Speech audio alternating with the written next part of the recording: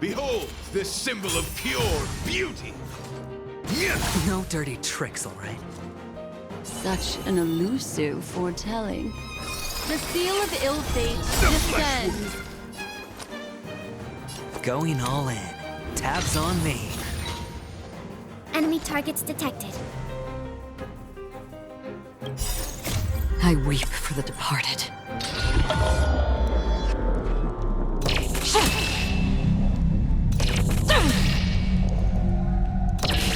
Dusk's reign. The two shall fall.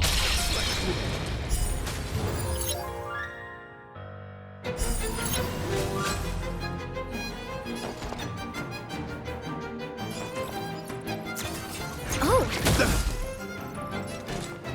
Where are you going? Pledged on loyalty! My gallant friend, put forth all your No might! dirty tricks. Watch your head. The flesh wound! Here, all yours. Rise to the challenge! All right, I'll call your bet. The dice have been cast. Bust. Or maybe I'll take it all. All in.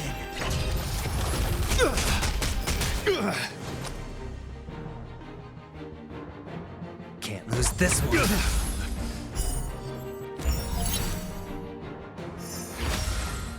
Bear witness to honor. Let the duel commence. Enemy data secured. Net markers activated. Time for a good old counterattack.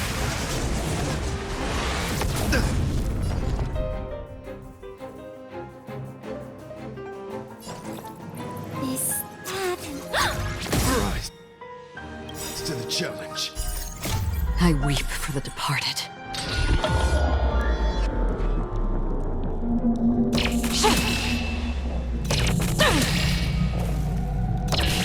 Dusk's reign. The two shall fall.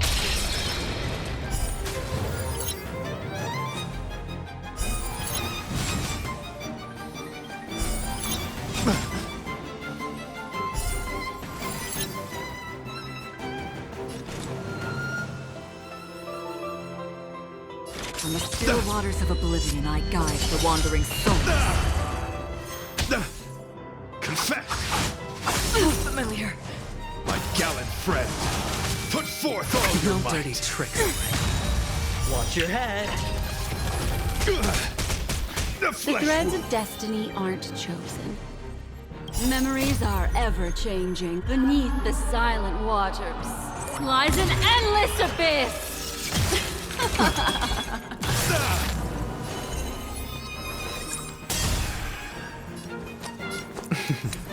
Don't ask, just spend. Commencing support. Oh!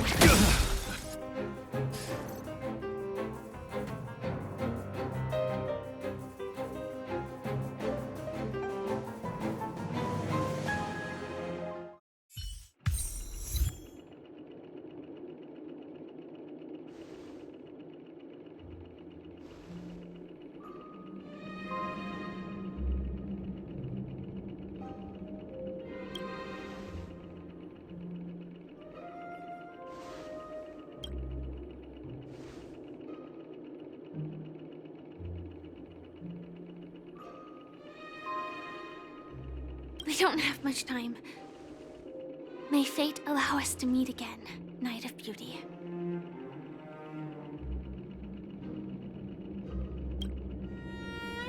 In that case, let's make our way to the end. Penacony's really thronging with talent. I hope we make it in time.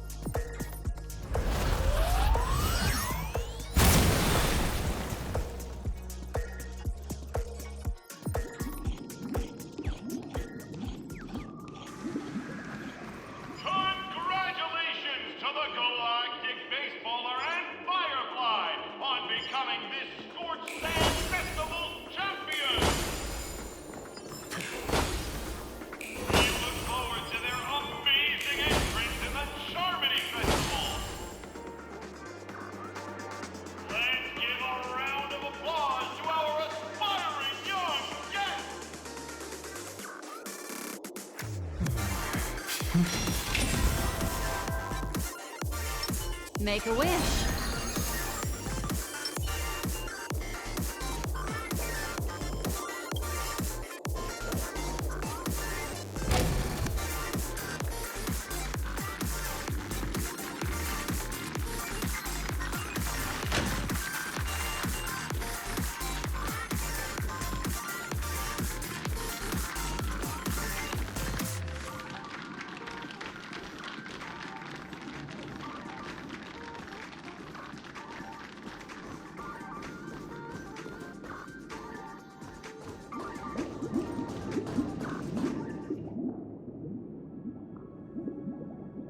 Congratulations to the both of you on becoming the festive superstars of this year's Charmony Festival before entering the Grand Theater.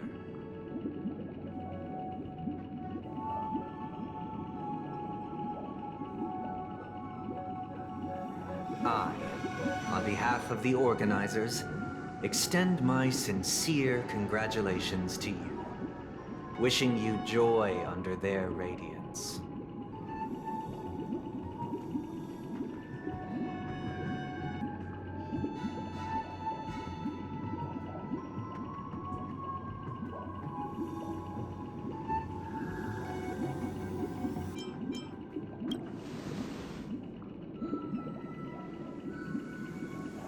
As previously promised, my sister, Mr. Yang, and I have met with the Dream Master.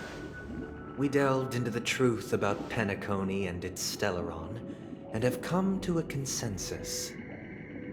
Both I and the Oak family cannot acquiesce to your request. Just as expected. We acknowledge the perspective of you, Nameless. Penacony does require change, but not as you propose. The planet of festivities cannot and will not revert to a place characterized by chaos, disorder, or anarchy. Through your journey of overcoming obstacles, you must have glimpsed the essence of that era. The vulnerable ruthlessly eliminated, equality non-existent, common folk living precarious lives, eking out a dreary existence. Ultimately, only heroes like yourselves manage to achieve success. But I would dare ask, if you did not possess the special status of having a Stellaron, and you were but an anonymous and frail member among the masses, which Penacony would you prefer? A dystopia for the survival of the fittest, or a sweet dream paradise for all?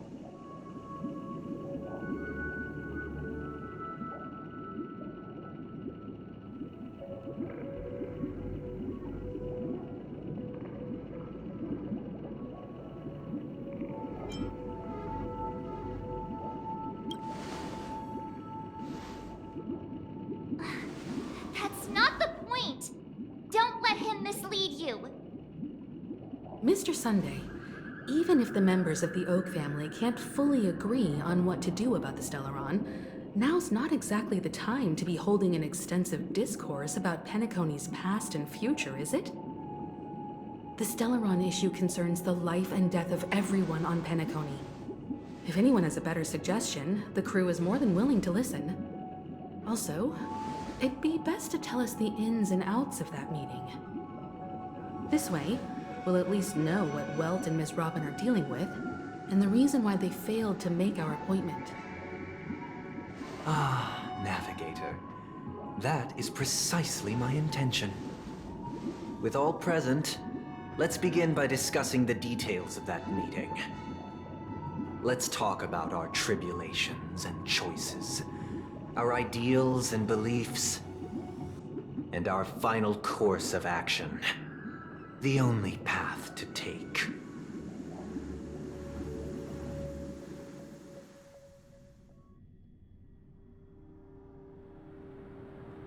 You mean to say that for the longest time, there have been scoundrels who would use the Charmony Festival that I have bequeathed to the masses as a tool to realize their ambition.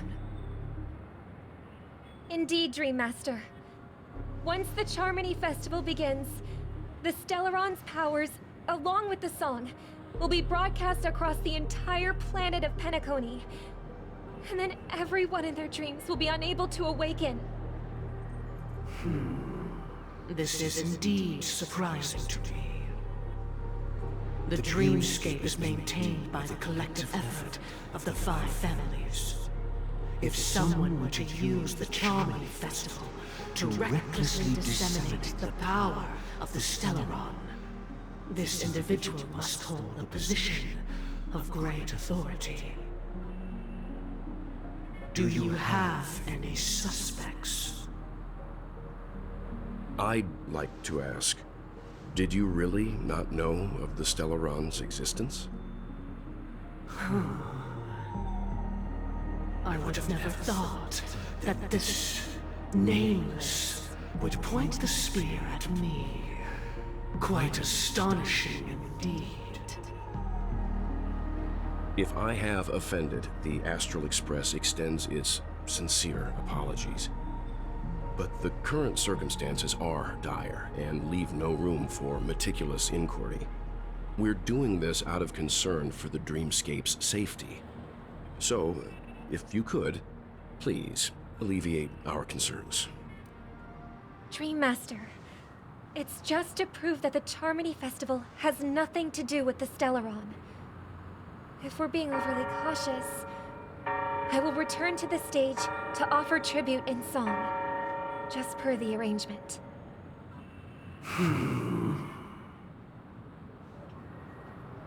Sunday, Robin, I've watched you two grow up and know your dispositions like the back of my hand. Both of you, right now, can surely be lauded as their most devout advocates. I already know your resolve. The magnitude of this matter is enormous and cannot be taken lightly. Since Mr. Yang has asked with such earnestness, I will personally respond in kind. If there is a need, the entire Oak family will be mobilized to heed your call. Someday, might I ask you to beseech them to cast their light unto me and question me in their stead, so that no lies may be concealed? I will do as you command. Robin, could I entrust you to be present as a witness, to document the truth, and to proclaim my innocence, so that all slander may be utterly dispelled? I will do as you command. May thy will be carried out on earth, just as it is in the heavens. Oh, triple-faced soul, please sear his tongue and palms with a hot iron, so that he will not be able to fabricate lies and make false vows. Let us begin. There is nothing else to prepare. Understood. Question. Have you devoted your life to your god, never worshipping other gods? Naturally. Do you love your god as you do yourself, always heeding their admonishments? Naturally. Have you strayed from the path expected by your god, betraying their name? Never. Have you ever been inordinate with your asks of your god, coveting more than the foundation of the creation itself? Never. Then, a final question. Do you swear to fulfill all vows, past, present and future. With the Eon as my witness, if I do not deliver on my words, or if I renege on my vows, may I be cursed in accordance with divine law. They have seen your faith, and have endorsed your faith. With this, it can be evidenced... Just a moment. What is it, Mr. Yang? I have another question I hope to have answered. To my understanding, the family's harmony and prosperity have never relied on so-called divine laws. The god you both mentioned, are they truly Shipe? Mr. Yang should know that those belonging to the family toil together as if they were kin, embracing solidarity and unity under their light. All duplicity is laid bare before the harmony. Such a delicate and complex symphony. Which other god could perfectly harmonize this, if not for the Great One, Shipe?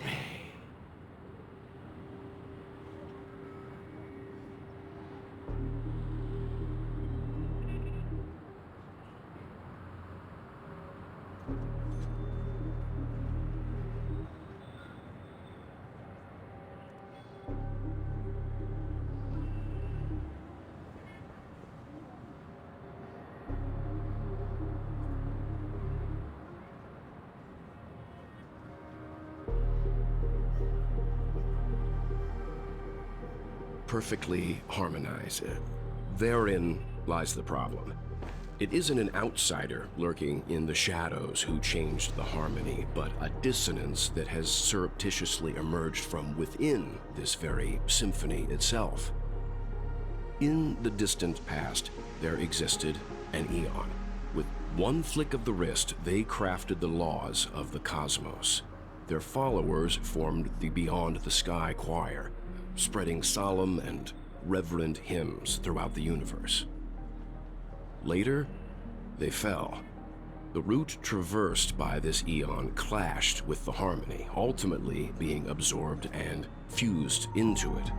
The chorus that once reverberated across worlds fell silent, and when it echoed anew, it was transformed into the hymn of harmony. Though an Eon may perish, paths with no masters still linger. In the all-forgiving harmony, echoes of bygone dissonance may subtly arise. Mr. Yang, being overly astute can be a detriment, especially when you find yourself alone and without allies. So this is how it is. For the sake of our grand cause, Sunday, please afford these two an opportunity to rest. What?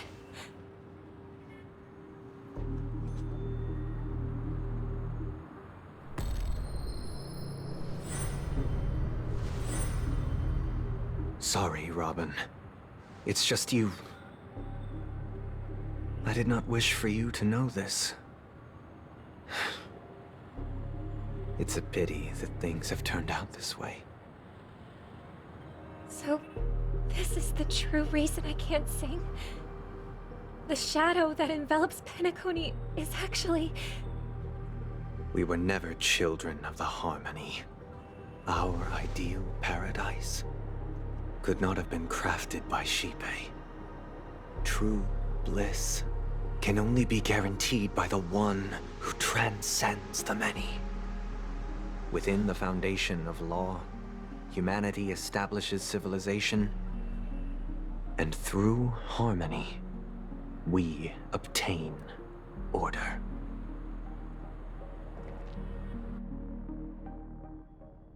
Unbelievable. To think that there would be remnants of the Order on Penacony. have you done with Mr. Yang and Miss Robin? Don't worry. I just gave them some time alone to ponder their fates. You should know that these actions make you an enemy of the Astral Express.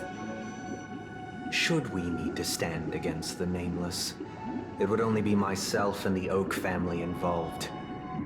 But we haven't reached that point yet, have we? Your efforts for the justice of Penacony are evident to everyone, and have been widely observed.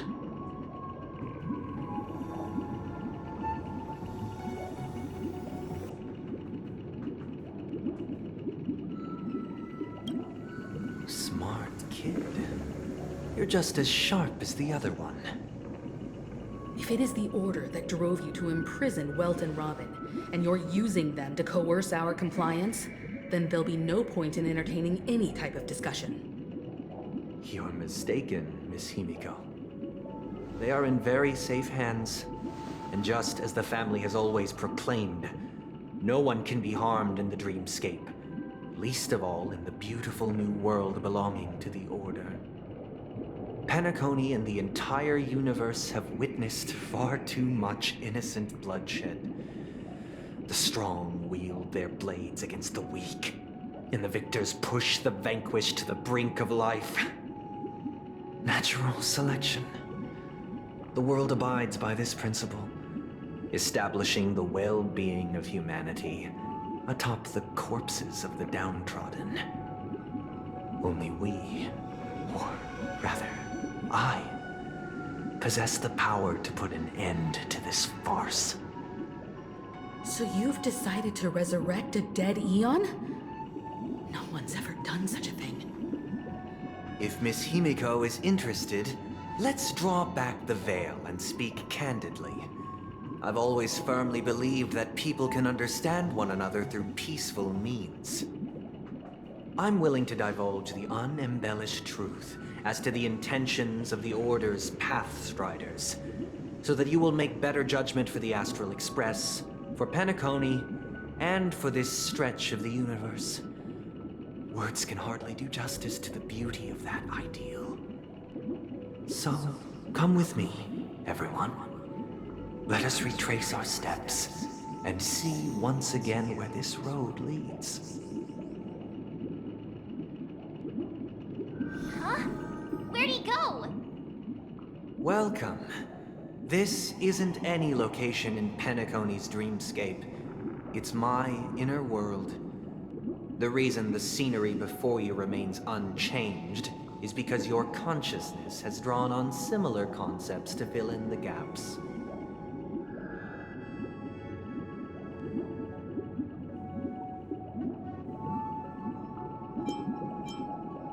Did you do the same to Welt? It's a tuning process. Stronger in effect and more draining on the mind. The gray-haired guest has experienced it before, so she should understand what it entails. Tuning allows you to intuitively grasp my feelings, which also means that I cannot hide anything from you. Now, everyone, please look at the huge screen. The road we once took begins here. From this point on, you will witness the numerous decisions I've faced. I've selected a portion of these to share with you. I believe after going through similar predicaments, you'll be able to better understand my thoughts. Let's begin. The first decision. A story about a baby bird. This story happened when Robin and I were very young. We were victims of the Stellaron disaster, and the family's Mr. Gopher Wood, who would later become the Dream Master of Penacony, saw that we siblings had no one to turn to and took us in. Later on, Robin and I lived a time with nary a care in the world. One day, after dinner, while my younger sister and I were lounging about in Mr. Gopher Wood's yard, we spotted a fledgling Charmony dove all on its own. That baby bird was tiny. It didn't even have all of its feathers, and it couldn't sing. When we found it, it was already on its last breath, having fallen into a shrub, probably abandoned by its parents. We decided to build a nest for it right there and then. However, thinking back, that winter was unusually cold, with fierce winds at night in the yard, not to mention the many poisonous bugs and wild beasts in the vicinity. It was clear that if we left the fledgling in the yard, it stood no chance of surviving until spring. So, I suggested we take it inside, place it on the shelf by the window, and asked the adults to fashion a cage for it. We decided that when it regained its strength enough to spread its wings, we would release it back into the wild. The tragic part, something that we'd never considered, was that this bird's fate had already been determined long before this moment. Its destiny was determined by our momentary whim. Now, I pass the power of choice to you all. Faced with this situation, what choice would you make? Stick to the original plan and build a nest with soft net where the Charmony dove fell. Or build a cage for it and feed it, giving it the utmost care from within the warmth of a home. I eagerly await your answer.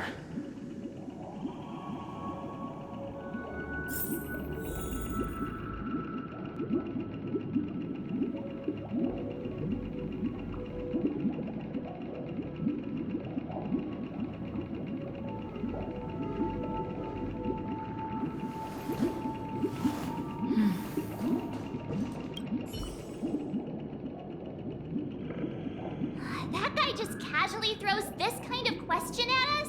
What exactly is his deal? But fine, I'll answer, I guess. If it were me, I guess I'd choose to build a cage for the little Charmony dove.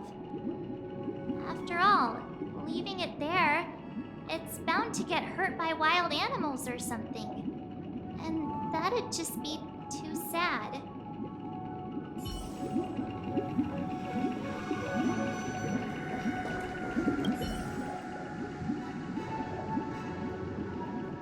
It looks like he really has no intention of imprisoning us.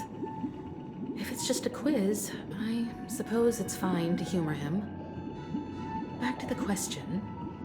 I would personally choose to build the little Charmony dove a cage. No special reason. I do think that a fledgling should have the right to fly into the sky. But if it can't even live to that point, then there's nothing to talk about to begin with.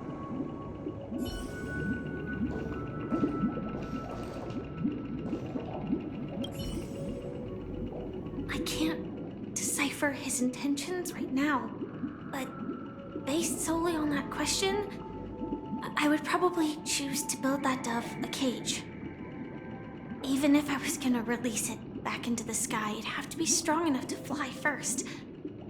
If I left it where I found it, I fear it'd never get the chance to fly ever again.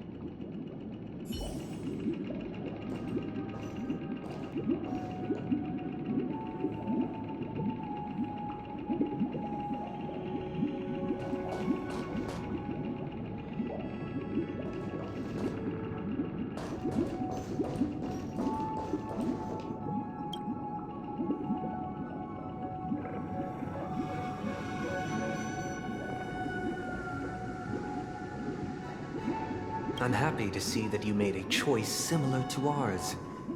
If your mind is made up, let me reveal the outcome of this choice.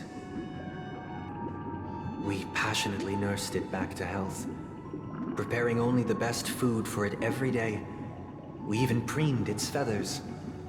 Later, on the day that Robin left Penacony, we opened the cage door and let it fly back into the sky.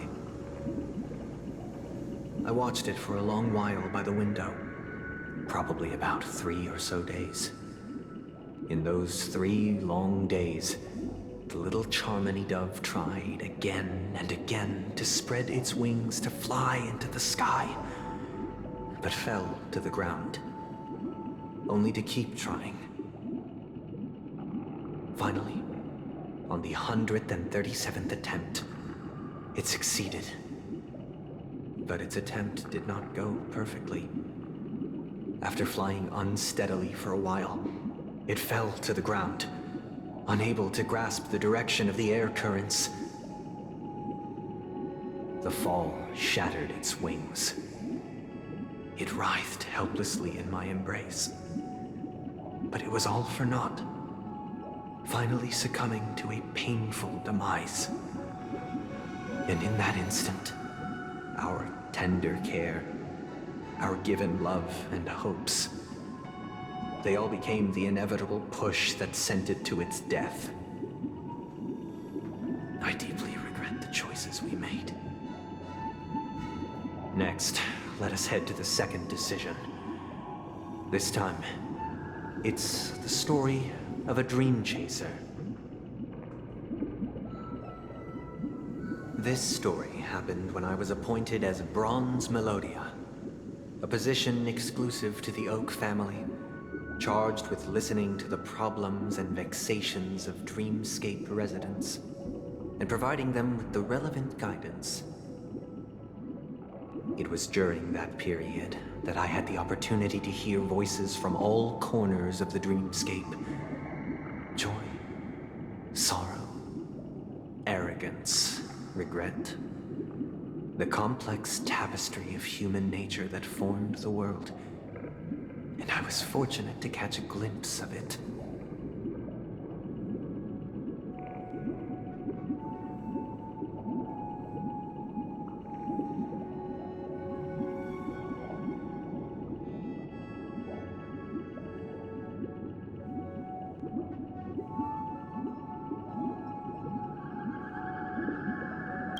He was a dream chaser, and an illegal stowaway. Just like the rest of them, he came to Penacony in search of a better life, except that, to most people, the price he paid, I suppose you could say it was everything.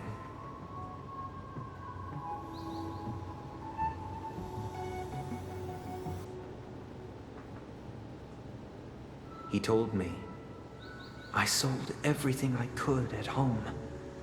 The house, the land, even his 2 children. He said he could not afford to raise them, and that at least they could eat if they lived as slaves. He had a plan in place. He would buy back his children once he had made his fortune, and enjoy Penacony's beautiful dream with them. Alas, his plan to smuggle himself was somewhat clumsy, and he was sniffed out by those pig-headed hounds. After hearing the Dream Chaser's story, I immediately appealed to the Bloodhound family to cease their pursuit. That way, at least he could live peacefully. But I was still too naive to the ways of the world. I did not anticipate that what I thought was a kind gesture would later lead to dire consequences. I'll tell you the outcome soon. For now, I'd like you all to make a choice. Will you do as I did and try to convince the Bloodhound family to stop their pursuit so that the Dream Chaser may live peacefully and realize his wishes? Or will you remain silent, leaving him to languish while the hounds are hot on his heels until his inevitable judgment arrives? I look forward to everyone's decisions. Who knows? Perhaps they might even alter the outcome of this tragedy.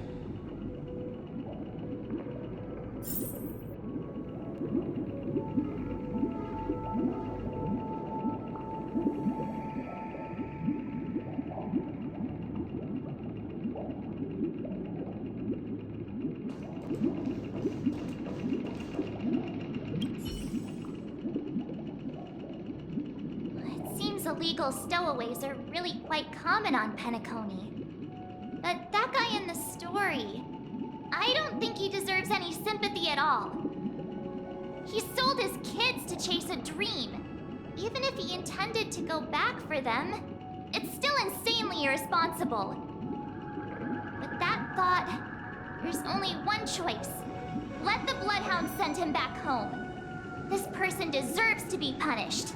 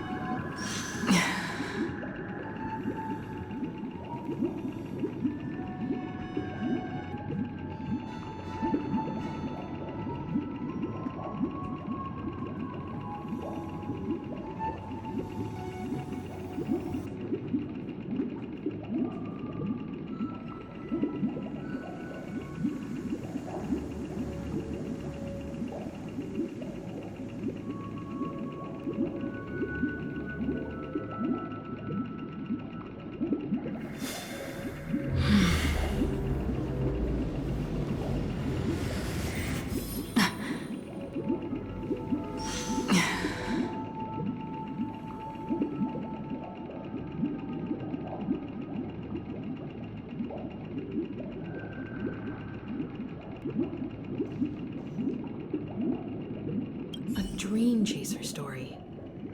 If I acted out of kindness, I would probably ask the Bloodhounds to stop their pursuit and lend him a hand. But what cruel repercussion would this choice result in? I think Sunday must have been deeply impressed by the limitations of the strong defending the weak through this incident.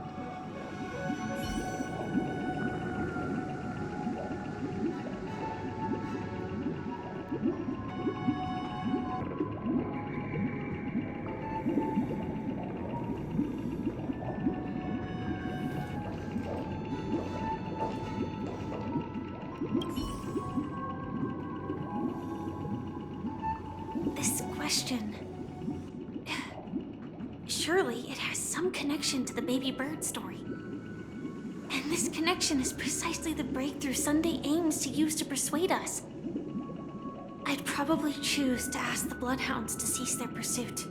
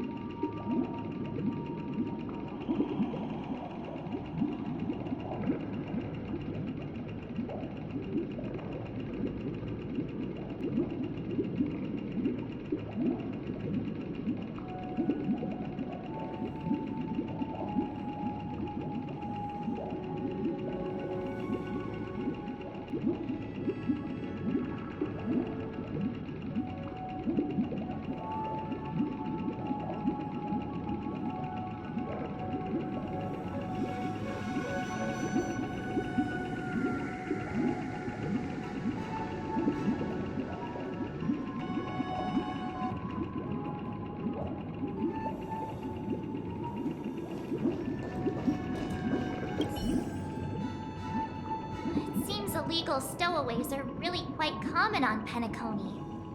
But he sold his kids to chase a dream. Even if he intended to go back for them, it's still insanely irresponsible. With that thought, there's only one choice. Let the Bloodhound send him back home. This person deserves to be punished.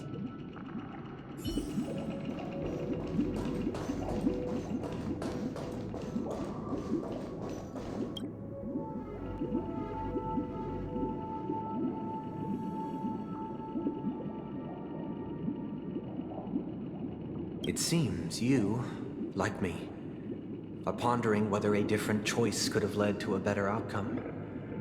Sadly, his fate would only be more tragic. Say he never gets caught. He would only die from delirium. The methods with which illegal stowaways enter dreams are unorthodox. Not flawless like the hotels. Living in the dreamscape would be a mere pipe dream. Should he be apprehended? Could the hounds afford to turn a blind eye? The answer is a definitive no.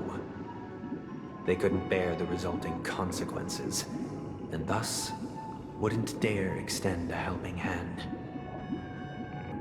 As to your choice, I once again offer my heartfelt apologies. Next comes the third and final decision. And the story this time is my own. This story happened the day I was appointed the Oak family head. At that time, Mr. Gopherwood was the current Dream Master, and as per his wish, we had a private conversation. What surprised me was that the Dream Master had only come to deliver a letter to me. He let me read its contents, and it was a letter from my sister. The letter contained the usual pleasantries, anecdotes from her travels, nothing out of the ordinary. Just as I started wondering how this letter related to our discussion, the Dream Master began to speak. Do you know who wrote this letter? My sister, of course. But why would you personally visit me to hand me a letter from my sister containing mere trivialities? To help you grasp the full scope of this issue. Do you know where Robin is at this moment? From what the letter indicates, she must be in Caspelina 8, correct? She's touring there right now. Correct. Has she mentioned anything about a stray bullet? A stray bullet? What? A war has broken out on that planet. It is because of this very reason that Robin chose this destination. To spread the word of the Harmony. And to save the lives of that planet. She personally made for the front lines. She hoped to ease the people's suffering with song, and was willing to brave mortal danger to deliver the IPC's medical supplies. Unfortunately, stray bullets show no such compassion. Is she all right? If the operation was successful, she should probably be recovering in the field hospital.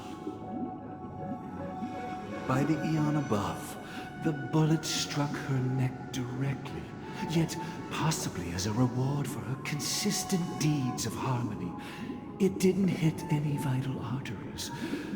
Once you've attended to your outstanding tasks, it'd be advisable to write her back as soon as possible. Those damned savages! I'll pack my bags right away. My gratitude for bringing this to my attention, Mr. Gopherwood. Now you understand why she always wears such elaborate neck ornaments, don't you? How Robin. It's all in the past, so please don't worry. I share this in the meager hope that you will understand the Harmony's limitations and predicament. As grandiose as the strong defending the weak sounds, many times, it is nothing more than wishful thinking. Likewise, I've prepared one last question, one last choice. But rest assured, this choice will not have any grave consequences. Because this is merely a figment of imagination, a nightmare that has haunted me through countless nights. If you ever had the opportunity to make a choice like I did, would you still support Robin's journey on the path of harmony?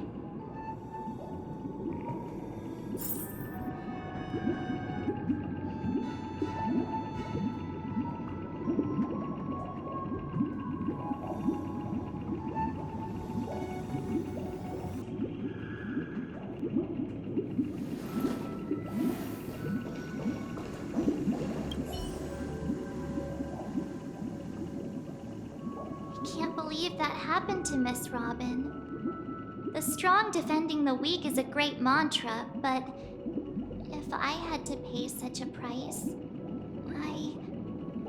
I don't know what I'd do.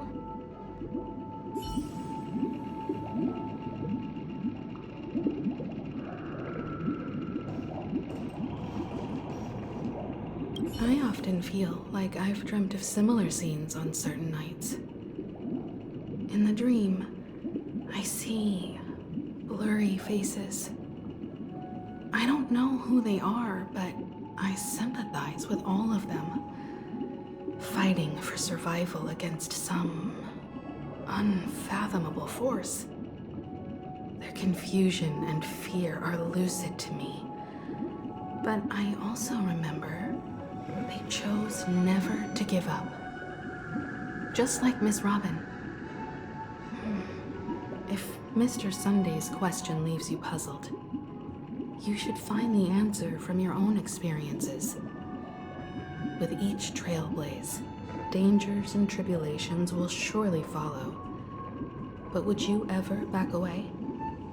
Would you stop March and Don Hung from reaching their next destination? I believe you have an answer of your own in your heart.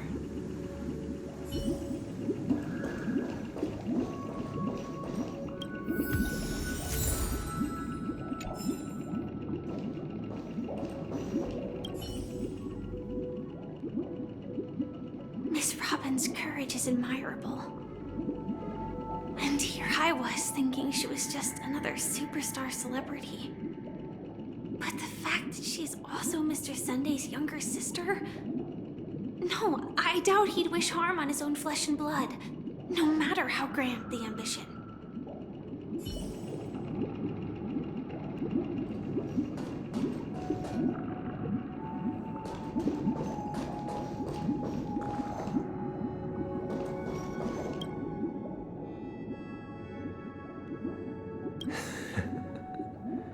I see.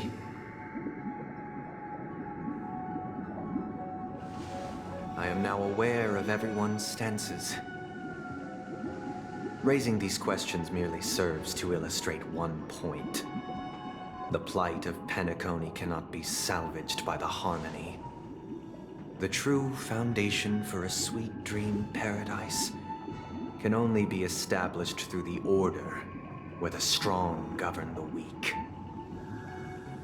I know the suffering of being tormented, the turmoil of losing your way, how sorrow and even despair set in when matters don't work out.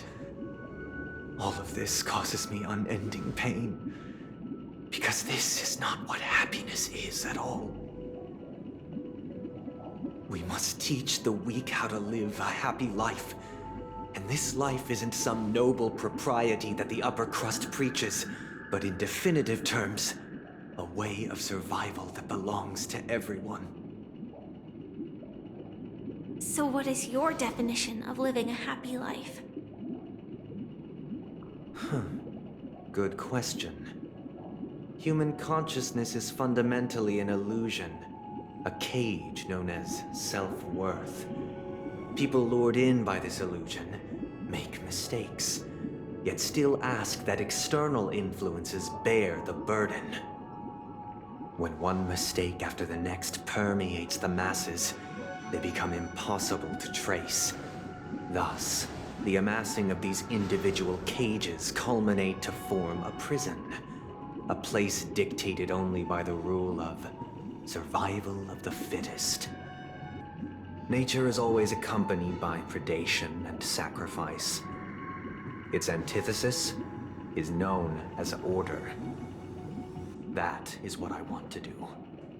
Unite people's happiness under the banner of order. They won't need to make bitter choices any longer, nor face the weaknesses of humanity. They can cast aside their primal instincts to build a haven for mankind. Simply describing thoughts is far too abstract, so allow me to provide a simple example. As you all may know, there are societal norms like weekends and long weekends that exist on some worlds. During these hard-earned rest days, people are given the chance to extricate themselves from the stresses of everyday life, allowing a certain tranquility to return to their souls. And it is only on these days that people do not have to adhere to the law where the strong prey on the weak. They can live out their lives happily during these brief intermissions. It's just a pity that 2 or 3 days are still too fleeting compared to the span of a lifetime. From where I stand, society's ideal system should be 7 rest days.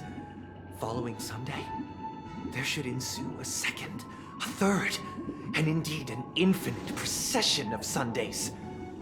This should be the face of the new world. Idyllic, eternal, peaceful days. And thus, every person can return to their base selves in this utopia. Some gaze in reverence at the stars, pouring their whole beings into calculating the distance between us and the isolated world of Pagana. Meanwhile, some seek refuge in quiet corners, holding one another, unencumbered by the chains of unwelcome obligations. There would be no need to bear the hardships of reality. Only in this way can humanity face the inevitable end with the purest of spirit, living a life of dignity. This is what it is to live in bliss. Miss Firefly, you who are stricken with entropy loss syndrome, you of all would surely understand this.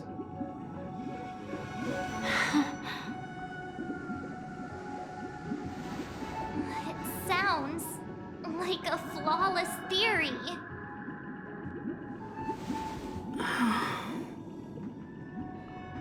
But what is the price to attain all this?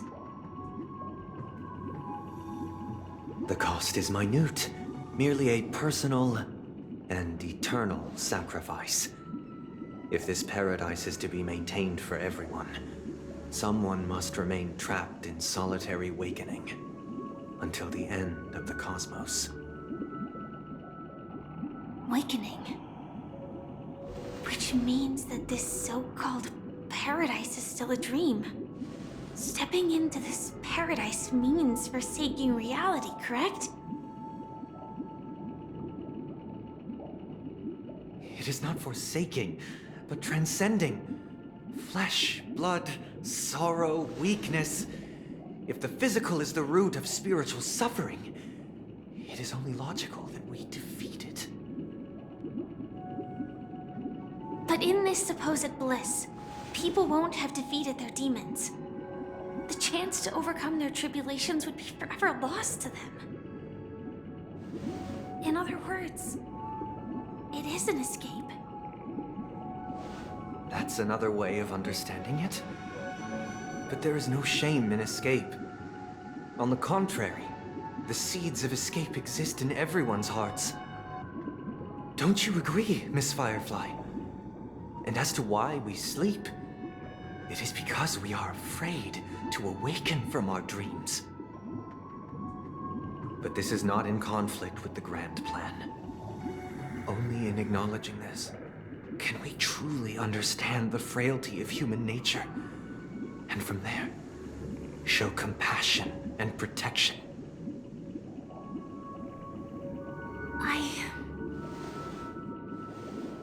I admit that you are a born leader. Your perspective on humanity brims with pessimism. Yet you express compassion for all, even when your heart pities them. But unlike you, I live for the self. From my perspective, individuals making choices for themselves is their birthright. The want to escape may be innate in the weak. But whether they are weak or not, it is not up to another to decide. Perhaps in your mind, you also view me as weak?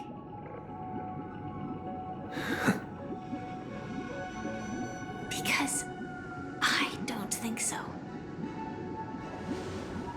Since Miss Firefly has said her piece, the Astral Express will also naturally give you our answer. We'll leave it to you. Just as Mr. McHale instructed before. Tell him our choice.